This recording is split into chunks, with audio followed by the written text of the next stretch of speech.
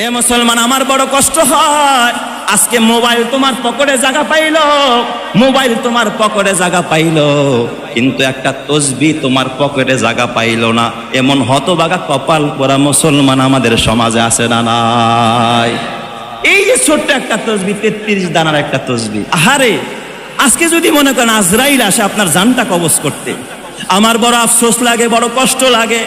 এই কপাল পোড়া, এটার ওজন হয়তোবা 20 গ্রাম, 10 গ্রাম কি 20 গ্রাম ওজন হবে, কাঠের হালকা পাতলা একটা তসবিহ, দাম মাত্র 20 টাকা।